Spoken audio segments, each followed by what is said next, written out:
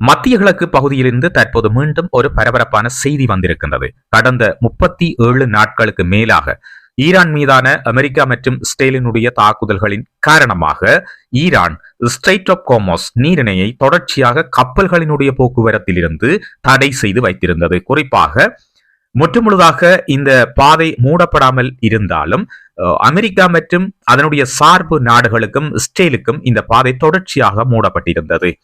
கப்பல் போக்குவரத்துகள் பெருமளவில் குறைக்கப்பட்டு ஈரானினுடைய நட்பு நாடுகளுக்கு மட்டும் கப்பல் போக்குவரத்துக்கு இந்த பாதை திறந்து விடப்பட்டது. எனினும் இன்று அமெரிக்கா கொண்டு வந்த இந்த 14 நாட்கள், குறிப்பாக 2 கிழமைகளுக்கான யுத்த நிறுத்த முன்மொழிவுக்கு அமைய இன்று காலை இந்த ஸ்ட்ரெய்ட் ஆஃப் ஹோர்முஸ் நீரிணை கப்பல் போக்குவரத்திற்காக மீண்டும் திறந்து வைக்கப்பட்டது. இந்த 14 நாட்கள் யுத்த நிறுத்த முன்மொழிவுகளின் போது ஈரான் பல கோரிக்கைகளை, முக்கியமான கோரிக்கைகளை முன்வைத்திருந்தது. அதில் ஒன்று, உடனடியாக ஈரான் மீதான அனைத்து தாக்குதல்களும் நிறுத்தப்பட வேண்டும்.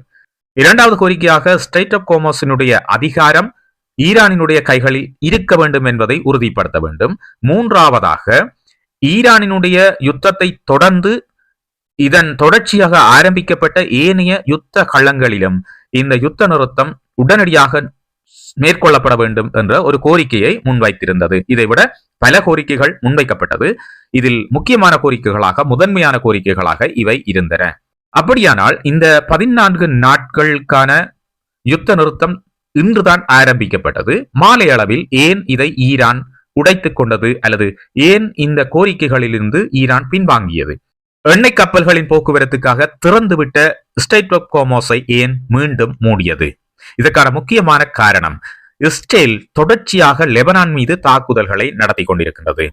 லெபனான் மீதான யுத்த முனை இஸ்ரேலினால் திறக்கப்பட்டது ஈரான் மீதான தாக்குதல்களுக்கு பின்னர்.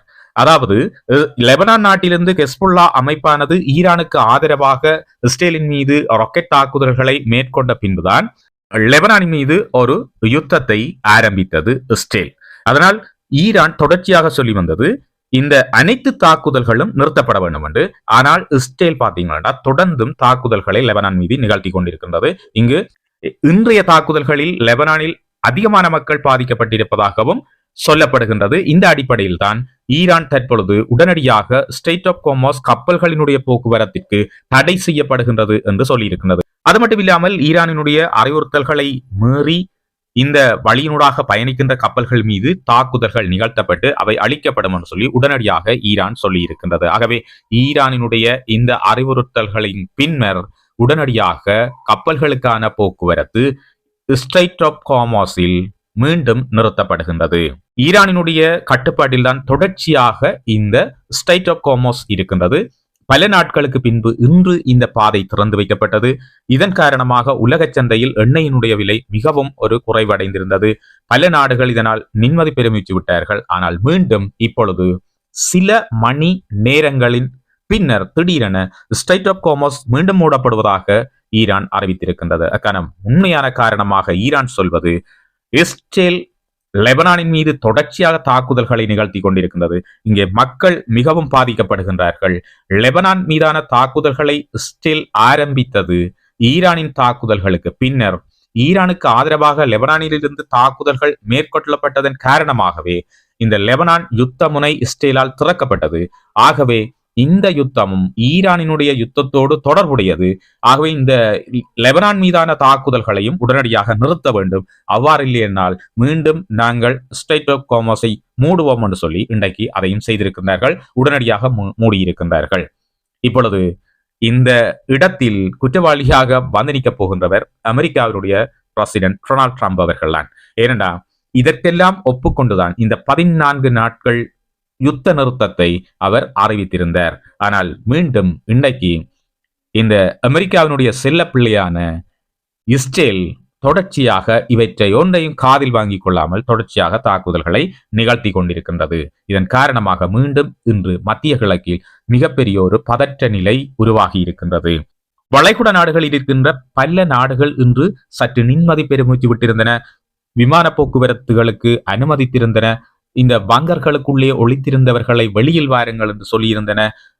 பாதுகாப்பான நாளாக இன்றைய நாள் இருக்கின்றது என்ற மாதிரியெல்லாம் அறிவித்திருந்தார்கள். ஆனால் திரும்பவும் இன்று ஒரு பதட்ட நிலையை இஸ்ரேலினுடைய லெபனான் மீதான தாக்குதல்களின் காரணமாக மீண்டும் ஸ்ட்ரெய்ட் ஆஃப் ஹார்மஸ் மூடப்படுகின்றது. மிகப்பெரிய ஒரு பதட்டமான நிலை. அது மட்டும் இல்லாமல் உலகம் மீண்டும் ஒரு பொருளாதார சிக்கலுக்குள் செல்ல போகின்றதா? மிகப்பெரிய கேள்விகள் இருக்கின்றது. அமெரிக்கா இப்பொழுது என்ன செய்ய போகின்றது? இஸ்ரேல் மீது அழுத்தத்தை கொடுத்து இந்த தாக்குதல்களை உடனடியாக நிறுத்தப் போகின்றதா, அல்லது மீண்டும் தொடர்ந்து இந்த தாக்குதல்களை மேற்கொள்ளப் போகின்றதா? ஸ்ட்ரெய்ட் ஆஃப் ஹார்மஸ் தொடர்ந்து மூடியிருக்க போகின்றதா, அல்லது அமெரிக்காவினுடைய பிரசிடென்ட் டொனால்ட் ட்ரம்ப் அவர்கள் தலையிட்டு இஸ்ரேலை கட்டுப்படுத்தி இந்த யுத்த நிறுத்தத்தை தொடர்ந்து கொண்டு செல்ல போகின்றாரா? அடுத்து வருகின்ற ஒவ்வொரு நிமிடங்களும் மிக முக்கியமான நிமிடங்களாக இருக்க போகுது.